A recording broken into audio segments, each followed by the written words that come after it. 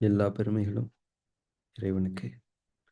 நம் அனைவர் மீதும் இறைவன் புறத்திலிருந்து அமைதியும் சமாதானமும் நிறைவாக உண்டாகட்டும். காலை பிரார்த்தனை வாசிக்கலாம். அகிலங்களின் இறைவனே, அனைத்து பெருமைகளும் போற்றுதல்களும் உன் ஒருவனுக்கே உரியது. அனைத்தின் ஆதாரமும் நீ, அனைத்தின் தொடக்கமும் நீ, அனைத்தின் முடிவுகளும் உன்னிடமே. உன்னுடைய அருட்கொடையாம் இந்த நாளை உன்னுடைய திருப்பெயரால் நான் தொடங்குகின்றேன். என்னுடைய அறிவின் மற்றும் அறியாமையின் தீங்குகளிலிருந்து உன்னிடமே நான் பாதுகாவல் வேண்டுகின்றேன். என்னுடைய பெருமை மற்றும் பொறாமையின் தீங்குகளிலிருந்து உன்னிடமே நான் பாதுகாவல் வேண்டுகின்றேன். உலகத்தின் பொருள் மயக்கங்களும் என் மன இச்சைகளின் கெட்ட நோக்கங்களும் உன்னுடைய பொருத்தத்தை விட்டு என்னை விலக்கிவிடாமல் இருக்க உன்னிடமே உறுதியாக நான் பாதுகாவல் வேண்டுகின்றேன். இன்னும் என்னுடைய தவறுகள் மற்றும் பாவங்களுக்காக உன்னிடமே நான் மன்னிப்பை வேண்டுகின்றேன். மன்னிப்பவனே, என்னை மன்னிப்பாயாக. நேர் வழியில் என்னை நிலைத்திருக்க செய்வாயாக. உன்னுடைய அருளை கொண்டும் கருணையை கொண்டும் உன்புறமிருந்து நற்குணங்களை கொண்டும் ஞானங்களை கொண்டும் என்றென்றும் என்னை நீ வழி நடத்துவாயாக. நீ என்னுடன் எப்போதும் இருந்து கொண்டிருப்பதை என்னை எப்போதும் உணர்ந்திருக்க செய்வாயாக. என்னுடைய எண்ணங்களிலும் பார்வையிலும் பேச்சுக்களிலும் செயல்களிலும் பொறுமையை கொண்டும் நன்மைகளை கொண்டும் எனக்கு வழிகாட்டுவாயாக. எனக்காக நீ நாடியிருக்கும் நன்மைகளை தவறாது நான் அடைந்து கொள்ள எனக்கு நீ உதவி செய்வாயாக. நீயே என் இறைவன், நீயே என்னுடைய பொறுப்பாளன், நீயே என் இறைஞ்சுதலை செவியேற்பவன்.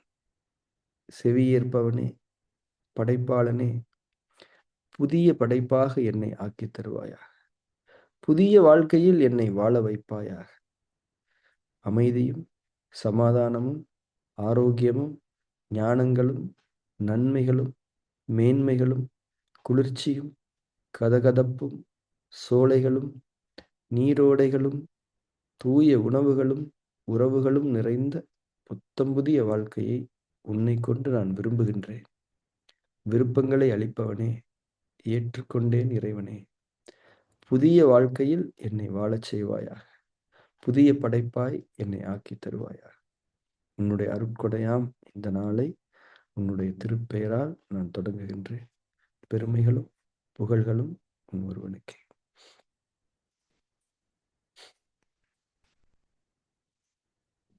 ஆதிமூலத்தவம் சார்ந்து திருநீற்று பதிகத்தினுடைய விளக்கங்களை அறிந்து கொண்டிருக்கின்றோம். இன்னைக்கு ரொம்ப முக்கியமான ஒரு வார்த்தை. நேத்து வேதத்தில் உள்ளது நீரு, வெண்துயர் தீர்ப்பது நீரு பார்த்தோம். இன்னைக்கு போதம் தருவது நீரு, புண்மை தவிர்ப்பது நீரு. போதம் தருவது நீரு, புண்மை தவிர்ப்பது நீர். போதம் அப்படின்னா அதாவது போதை என்ற தன்மையில் வரும். போதை என்பது என்னன்னா, தவறாக நாம் உணர்ந்து கொள்ள வேண்டாம். அதாவது ஒன்றில் திளைத்திருத்தல், ஒன்றில் லயித்திருத்தல், ஒன்றின் மீது திருப்தி கொண்டிருத்தல், ஒன்றை பற்றி கொண்டிருத்தல், அதற்காக அனைத்தையும் விட்டுவிடுதல். மனிதன் இந்த உலகத்தின் பிடிப்புகளிலிருந்து பிணைப்புகளிலிருந்து விலகி அவன் இறைவனை நாட வேண்டும். இது வேண்டாம், அதுதான் வேணும்னு நினைக்கணும். அதுதான் எனக்கு எப்பயுமே வேணும், அதுக்காக நான் எதையும் இழக்க தயாரா இருக்கேன். இந்த ஒரு தன்மை யார் மீது ஏற்பட வேண்டும் என்பது கேள்வி. போதை மீது ஏற்படலாமா என்றால் கூடாது. புகையின் மீது ஏற்படலாமா என்றால் கூடாது. இன்னும் உலக வாழ்க்கையின் மீதான சுகங்களின் மீது ஏற்படலாமா என்றால் கூடாது. ஆனால் மனிதனுக்கு அந்த போதம் என்பது தேவை. ஏனென்றால் அவனுக்கு இந்த உலக வாழ்க்கையே ஆகாது, கொஞ்ச நாளைக்கு தான். அதீத பிணைப்பு கூடாது. அப்போ அவனுக்கு யார் மீது பிணைப்பு ஏற்பட வேண்டும் என்றால் இறைவன் மீது. இறைவன் மீது பிணைப்பு ஏற்பட வேண்டும் என்றால் உங்களுக்கு தேவை இறைவனை பற்றிய ஞானங்கள், அவனுடைய அருட்கொடைகளை பற்றிய உணர்வுகள். அப்பதான் நீங்க இதெல்லாம் வேண்டாம், இதான் அப்படின்னு நாம போக முடியும். இது ஒரு அடிப்படையான புரிதலாக திருஞான சம்பந்தர் சொல்லுகிறார். ஏன்னா பக்தி என்பது ஒரு போதை. போதை என்பது இறைவனுக்கு பக்தி எனும் போதை என்பது இறைவனுக்கு முக்கியத்துவம் கொடுக்கக்கூடிய ஒரு நிலைப்பாடு. இறைவன் என்ன சொல்கின்றான்? நீ உலகத்தில் தான் வாழ வேண்டும். அதை நான் தான் உன் மீது விதித்திருக்கின்றேன். நீ என்னை முதன்மையாக கொண்டு இந்த உலகத்தை வாழும்போது உனக்கு அங்கே நன்மைகள் இருக்கும். இப்போ போதம் தருவது நீர் என்பதாக இந்த அர்த்தத்தை நாம் விளக்கிக் கொள்வோம். இதனுடைய இன்னொரு ஆழமான அர்த்தம் மிக முக்கியமானது. மருத்துவம் சார்ந்தது. இந்த நம்ம மனசுல ஏற்படக்கூடிய எண்ணங்கள், உணர்ச்சிகள் இதெல்லாமே நம்ம உடம்புல வந்து பிரதிபலிக்கும். உடம்புல வந்து ஒரு விதமான ஹார்மோன் சுரப்பு நீரை சுரக்கும். இந்த கார்ட்டிசோல் இப்படிலாம் சொல்லுவாங்க. இந்த போலீஸ் நாய்ங்கலாம் இருக்கு இல்லையா? டாக். அவங்கலாம் என்ன பண்ணுவாங்கன்னா, மோப்பம் பிடிப்பாங்க இல்லையா? அது எத வச்சு மோப்பம் பிடிக்கிறாங்க அப்படின்னா, அந்த மனிதன வந்து மோப்பம் பிடிக்கிறாங்க அப்படின்னா, அந்த ஹார்மோன் சுரப்ப தான் அவங்க வந்து சென்ஸ் பண்ணுவாங்க. இது ஒரு நெகட்டிவான ஒரு விஷயம். இது பாசிட்டிவான ஒரு விஷயம். நெகட்டிவான விஷயத்த அவங்க வந்து சென்ஸ் பண்ணிட்டாங்கன்னா, குலைக்க ஆரம்பிச்சுருவாங்க. ஒரு விதமான இண்டிகேஷன்ஸ் குடுக்க ஆரம்பிச்சுருவாங்க. அப்ப நம்ம உடம்புல வந்து அந்த கெட்ட தன்மை, அந்த கெட்ட விதமான சுரப்பு நீர்களுடைய அந்த வாசனை வெளிப்படும். அந்த மாரி இருக்கும்போது நம்மளால நம்ம மேலேயே ஒரு திருப்தி கொள்ள முடியாது. நம்ம மேலேயே நமக்கு ஒரு சமாதான உணர்வு இருக்காது. ஆனால் நாம் நன்மைகளை செய்யும்போது, இறை பொருத்தத்திலான செயல்களை செய்யும்போது, நம்ம மேல ஒரு விதமான திருப்தி நமக்கு ஏற்படும். அதனால பொருள் சார்ந்த, உலகம் சார்ந்த பெனிஃபிட்ஸ் நமக்கு கிடைக்குதோ இல்லையோ, நம்ம மேல ஒரு நம்ம கரெக்ட்டா பண்ணியிருக்கோம். இந்த செயலை இறைவன் பார்த்து நம்ம மேல திருப்தி கொண்டிருப்பான். இறைவன் நம் மீது அவனுடைய புன்னகையை வெளிப்படுத்தி இருப்பான் என்ற உணர்வு நமக்கு தெரியும். அந்த உணர்வு நம்மில் நம்முடைய மனதில் ஏற்படும்போது, நம்முடைய உடம்புலயும் ஒரு உயிரோட்டம் இருக்கும். அதைத்தான் போதம் என்று நாம் புரிந்து கொள்ள வேண்டும். மருத்துவ மொழியில அது ஒரு திருப்தி உணர்வு. எனக்கு நீ காசு தர்றியோ, தரலையோப்பா! அதெல்லாம் வேண்டாம் எனக்கு. எனக்கு வந்து இந்த பேஷன்னு சொல்லுவாங்கல்ல. பேஷன். பேஷன்னா என்ன தெரியுமா? பொருளுக்காக வேலை பார்க்காத, உங்களுடைய ஆத்ம திருப்திக்காக வேலை பார்க்கக்கூடிய ஒரு தன்மை. இதை போதம் என்று நாம் சொல்லலாம். நீங்கள் நாம் இறை ஒழுக்கத்தில் வாழும்போது இந்த போதம் நமக்கு கிடைக்கும். அனைத்தையும் இந்த உலகத்தை துச்சமாக மதித்து இறைவனுடைய திருப்தியை மேலாக மதிக்கக்கூடிய ஒரு தன்மை போதம். அது இறை உணர்வு தான் நமக்கு தரும். நெறைய பேர்னால அதாவது இந்த மருத்துவத்துல சொல்லுவாங்க. கண்ண மூடி நீங்க உட்கார்ந்தீங்கன்னா, உங்க பாடி உங்கள கிளென்ஸ் பண்ணும்னு சொல்லுவாங்க. அதாவது நீங்க கண்ண மூடி உட்காரும்போது உங்களுடைய உடம்புக்குள்ள அந்த வைட்டல் சி வந்து உங்கள ஹீல் பண்ணக்கூடிய, உங்கள கிளென்ஸ் பண்ணக்கூடிய மோடுக்கு மாறும்னு சொல்லுவாங்க. அதனால தான் நெறைய பேரால கண்ண மூடி உட்கார முடியறதில்ல. ஏன்னா, அங்க கிளென்சிங் நடக்குது. கிளென்சிங் நடக்கும்போது நமக்கு டிஸ்கம்ஃபர்ட்ஸ் இருக்குமா? இல்லையா? தேங்கிய கழிவுகள் வெளியேற்றப்படும்போது தொந்தரவுகள் இருக்கத்தானே செய்யும். அதனால தான் நெறைய பேர்னால கண்ண மூடி உட்கார முடியறதில்ல தியானத்துல. ஆனா உட்கார்ந்து ஆவணும். ஆனா பாருங்க, இறைவன் முன்னாடி ஆதிமூல தவத்துல நீங்க உட்காரும்போது, நம்ம என்ன சொல்றோம்? நீங்க நீங்களா இருங்க. உங்களுக்குள்ள 1000 கெட்ட விஷயங்கள் இருக்கட்டும். அத இறைவன் பார்க்குறான். பார்க்கட்டும். நீங்க உணராட்டி இறைவன் பார்த்துக்கிட்டு தான் இருக்கான். இறைவன் பார்க்காமலா இருக்கான். ஐயோ! கெட்ட விஷயமா இருக்கு. அவனுடைய படைப்பு நீங்கள். அவனுடைய பார்வை உங்கள் மீது விழுவதாக நாம் உணரும்போது, நாம் தூய்மைப்படுத்தப்படுவோம். ஆதிமூல தவத்தில் மட்டும் தான் எந்த விதமான விளக்கங்களும் இல்லாமல், எந்த விதமான கேள்விகளும், கோரிக்கைகளும் இல்லாமல் நீங்கள் எப்படியாக இருக்கிறீர்களோ, அப்படியாக இறைவன் முன்னால் அமர்ந்திருக்கக்கூடிய தன்மை. இறைவன் உங்களை பார்த்துக் கொண்டிருக்கிறான். உங்கள் மனதில் ஒரு கெட்ட எண்ணம் எழுந்து கொண்டிருக்கிறது. இறைவன் அதை பார்க்கின்றான். பார்க்கட்டும். அதை நீங்கள் உணருங்கள். அந்த உணர்தலில் அந்த கெட்ட எண்ணம் அதோடு ஒழிந்துவிட்டது. இதுதான் போதம் தருவது. உங்கள் மீது உங்களுக்கான திருப்தி எப்போது ஏற்படும்? நீங்கள் இறை பொருத்தத்திலான தன்மையில் உங்கள் வாழ்க்கையை நடத்திக் கொள்ளும்போது மட்டும் தான். வேறு எந்த விஷயத்திலயும் உங்கள் மீது உங்களுக்கு அந்த முழுமையான திருப்தி ஏற்படாது. பொருள் சார்ந்த திருப்தி ஏற்பட்டாலும், 2வது வாட்டி ஏற்படாது. ஒரு ஒரு நீங்க கார் வாங்குறீங்க. ஃபர்ஸ்ட் டைம் ஒரு கார் திருப்தி ஏற்படும். அந்த கார இப்ப என்னைக்குமே பார்த்துருக்கீங்களா? எல்லாருமே ஃபர்ஸ்ட் வெஹிக்கிள் வாங்கும்போது அந்த நம்பர் ஞாபகத்துல இருக்கும். 2வது வெஹிக்கிள் வாங்கும்போது அந்த நம்பர் ஞாபகத்துல இருக்காது. எப்பயுமே நீங்க மைண்ட்ல வச்சுக்கோங்க. ஏன்னா, ஃபர்ஸ்ட் டைம் அத வந்து நீங்க அனுபவிக்கிறீங்க இல்லையா? அதனால தான் அந்த நம்பர். இப்ப கூட நான் வந்து காலேஜ்ல படிக்கும்போது வாங்குன பைக்கோட நம்பர் எனக்கு ஞாபகம் வரும். அதுக்கப்புறம் நெறைய பைக் மாத்தியாச்சு, நெறைய கார் மாத்தியாச்சு. நம்பர் இப்ப கூட எனக்கு ஞாபகம் இல்ல. ஏதாவது பார்க்கிங்லாம் போகும்போது கார் நம்பர் 2வது வாட்டி கன்ஃபார்ம் பண்ணி தான் சொல்லுவோம். அப்ப ஏன் அது ஃபர்ஸ்ட் எக்ஸ்பீரியன்ஸ். அப்ப பொருள் சார்ந்த எக்ஸ்பீரியன்ஸ் ஒரு வாட்டி தான் அந்த மாரி ஒரு இன்பத்தை தரும். 2வது வாட்டி அப்படியே மாறிடும். ஆனால் ஒவ்வொரு முறையும் இறைவனுடைய திருப்தியை நீங்கள் பெறுவது என்பது, ஒவ்வொரு முறையும் அந்த ஃபர்ஸ்ட் டைம் மாரியே தான் இருக்கும். ஒவ்வொரு முறையும் அந்த ஃபர்ஸ்ட் டைம் மாரி. இதுதான் போதம். இறைவனுடைய திருப்திக்காக நீங்கள் உங்களுடைய நிலைப்பாடுகளை அமைத்துக் கொள்வதை விட ஒரு போதை, ஒரு சுகம், ஒரு சுய திருப்தி கிடையவே கிடையாது. இந்த உலகத்தில் நீங்கள் எந்த நன்மையை உங்களுடைய அறிவைக் கொண்டு அடைந்து கொண்டாலும், அதில் இன்னொரு தீமையை நீங்கள் ஏற்படுத்தி இருப்பீர்கள். இன்னொருவருக்கு ஒரு இழப்பு ஏற்பட்டிருக்கும். ஆனால் இறைவனுடைய திருப்திக்காக என்று நீங்கள் செய்யும்போது, எங்கும் யாருக்கும் இழப்பு ஏற்படாது. உங்களுக்கு பொருளை சம்பாதித்ததை விட அதிக திருப்தி கிடைக்கும். இதுதான் போதம் தருவது நீரு. நீர் என்றால் என்ன? உள்ளச்சம், பயபக்தி, இறை ஒழுக்கம், இறைவனுக்காக செயல்கள் செய்யக்கூடிய தன்மை, இறைவனை முன்னோக்கி வாழக்கூடிய தன்மை. உங்களுடைய ஒவ்வொரு பேச்சும் இறைவனுக்காக, இறைவன் பார்த்துக் கொண்டிருக்கின்றான் என்று நினைக்கக்கூடிய தன்மை நீரு. இதுதான் போதம் தருவது நீரு. இதுக்கு அப்படியே ஆப்போசிட் தான் புன்மை. புன்மை தவிர்ப்பது நீர். உங்கள் மீது சுய இகழல்ன்னு அப்படி சொல்லுவோம். அதாவது உங்கள் மீது உங்களுக்கு திருப்தி இல்ல. உங்க ஆன்மாவே உங்களை நிந்தித்துக் கொண்டிருக்கிறது. இப்படிலாம் செய்யலாமாப்பா? தப்பில்ல. இதுக்காக தான் இதெல்லாம் செஞ்சியா? இத்தன பேர் கஷ்டப்படுறாங்க. இந்த பெருமைக்காக. இது புன்மை. அத பத்தி நாளைக்கு நம்ம டீட்டெயிலா பேசலாம். நம்ம ஆன்மா நம்மள பயங்கரமா எச்சரிக்கும். ஒரு சின்ன தவறு பண்ணாலும் விடவே விடாது. சொல்லாம விடாது. ஆமா, தப்பு தான் நீங்க ஒத்துக்கிற வரைக்கும் சொல்லிக்கிட்டே இருக்கும். நீங்க இந்த இந்த உலகத்துல உங்கள நல்லவர், வல்லவர் எல்லாம் சொல்லலாம். சுப்ரீம் கோர்ட் உங்கள விடுவிச்சிரலாம். அண்ணன் நிரபராதிங்க. எந்த குற்றமும் செய்யாதவர். இந்த ஆன்மா உங்கள விடவே விடாது. கடைசி மொமெண்ட் வரைக்கும். அந்த மொமெண்ட்டையும் தாண்டியும் உங்களுடைய ஒவ்வொரு பார்ட்டும் சாட்சி சொல்லும். நீங்க நீங்க என்ன பண்ணீங்கன்றது. நீங்க ஆமா நான் பண்ணது தப்பு தான். தெரியாம பண்ணிட்டேன். இனிமேல் பண்ண மாட்டேன். இறைவனே மன்னிப்பாயாக அப்படின்னு கேட்கிற வரைக்கும் அந்த ஆன்மா உங்கள சொல்லாம இருக்கவே இருக்காது. சொல்லிக்கிட்டே தான் இருக்கும். ஒரு சின்ன விஷயத்தை விட்டு வைக்காது. இதை விட என்ன ஒரு புன்மை இருக்கிறது? புன்மை தவிர்ப்பது நீர்.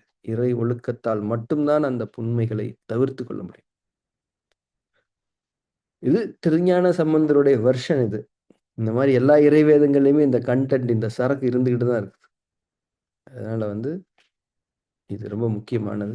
ஸோ ஆதிமூல தவத்துல நாம ஆதிமூல தவம் நேத்து சொன்ன மாரி, அது ஒரு பயங்கரமான ஒரு திருப்திய நம்ம மேல தரும். வேற எந்த ஃபார்ம் பண்ணாலுமே அந்த திருப்தி நமக்கு கிடைக்காது. நீங்க பாட்டுக்கு அப்படியே உட்கார்ந்தீங்கன்னா, உட்கார்ந்தே இருக்கலாம். ஏன்னா, இதுல வந்து உங்களுக்கு எந்த கட்டுப்பாடும் கிடையாது. இயல்பா இருக்கிறோம். அதிட்டானா கூட கிடையாது. அந்த உட்கார்ந்திருக்கும் அந்த உணர்வு தான். நீங்களும் உங்கள் இறைவனும் மட்டும். ஏன்னா, நீங்க தன்னந்தனியா வந்துட்டீங்க. நீங்களும் இறைவன் மட்டும். எந்த கான்வர்சேஷனும் இல்ல. மனிதர்களோட தான் கான்வர்சேஷன். இயற்கையோட தான் கான்வர்சேஷன். படைப்புகளோட தான் கான்வர்சேஷன். மரத்தோடலாம் பேசிட்டு இருக்கோம். அதெல்லாம் கான்வர்சேஷன். இறைவனுடைய எந்த கான்வர்சேஷனும் கிடையாது. இறைவனோடு பேசக்கூடிய மொழியே வேறு. அது உணர்வின் பந்தம் அது. உணர்வின் பந்தம் என்று கூட சொல்ல முடியாது. அது ஒரு விதமான பந்தம். அதுதான் பக்தி. அப்படியே உட்கார்ந்திருக்க வேண்டியது. நாம் இப்போது தவம் தொடங்கலாம். தன்னந்தனிமை தவ உணர்வு நெறியை நாம் மேற்கொள்ள வேண்டும். இந்த உலகத்தின் அத்தனை விதமான தொடர்பு தன்மைகளிலிருந்தும் நீங்கள் விலகுங்கள். உங்களுடைய பெயர், உங்களுடைய கல்வி தகுதி, உங்களுடைய பொருளாதாரம், உங்களுடைய இதர உலக பிணைப்புகள், உங்களுடைய பாலினம், அனைத்து விதமான நன்மைகளிலிருந்தும் விலகி தன்னந்தனியாக நீங்கள் மேலே உயர்ந்து சென்று அமருங்கள். தன்னந்தனியாக நீங்கள் மட்டும் தான். மற்ற அனைவருமே கீழே இருக்கிறார்கள். நீங்கள் தன்னந்தனியாக அமருங்கள். தன்னன் தனிமை தவ உணர்வு நெறியை உறுதியாக மேற்கொள்ளுங்கள்.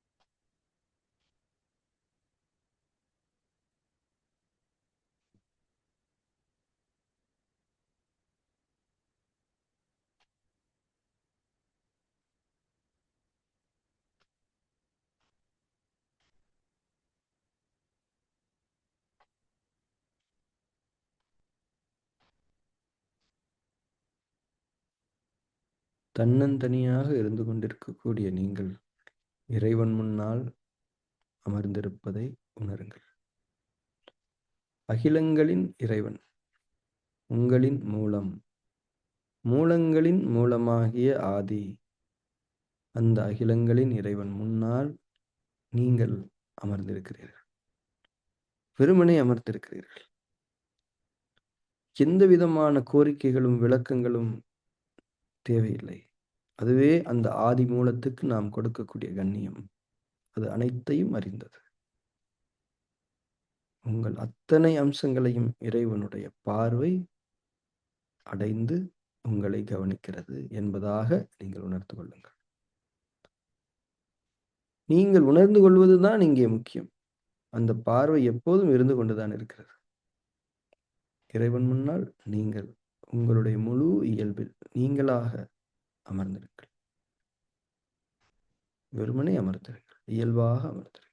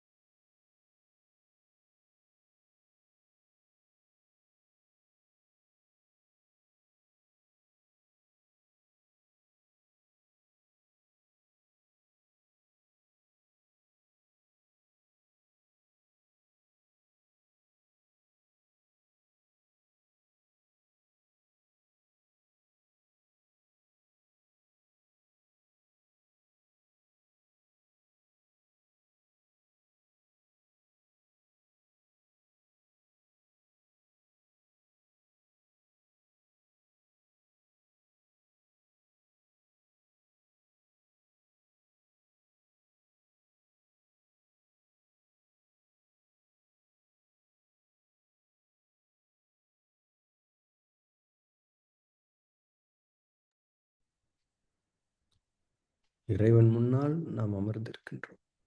இறைவனுடைய பார்வை நம் மீது முழுமையா, தொடர்ச்சியா, கொஞ்சம் கூட தளராமல் இறைவனுடைய பார்வை நம் மீது இருந்து கொண்டிருக்கிறது. சூரிய ஒளி நம் மீது எப்படி படுமோ அதே போல அதைவிட செறிவுமிக்க தன்மைகளை இறைவனுடைய பார்வை தொடர்ச்சியாக நம் மீது இருந்து கொண்டே இருக்கிறது. காற்றை விட நெருக்கமாக. நெருக்கத்திற்கு ஒரு உதாரணம் இறைவனுடைய பார்வை நம் மீது தொடர்ச்சியாக. இந்த உணர்வில் திளைத்திருங்கள். உங்களுடைய முழு இயல்பில் நீங்கள் இருக்க வேண்டும். எந்த ஒரு மாற்றமும் அறியப்படுகிறது, கவனிக்கப்படுகிறது.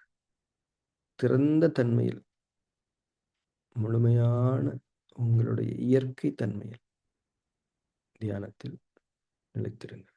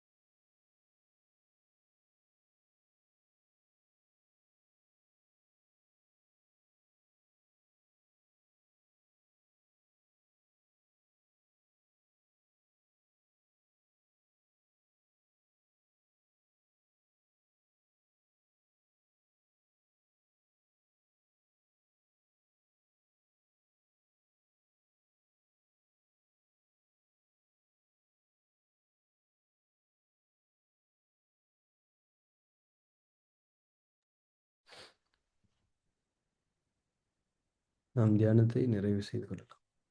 மெதுவாக கண்களை திறந்து கொள்ளுங்கள்.